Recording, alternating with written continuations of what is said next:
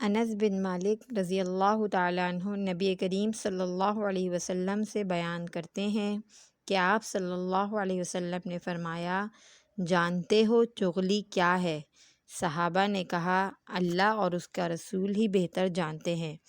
آپ صلی اللہ علیہ وسلم نے فرمایا، کسی شخص کی بات دوسرے کے سامنے اس طرح بیان کرنا کہ ان کے درمیان فساد برپا کر دے۔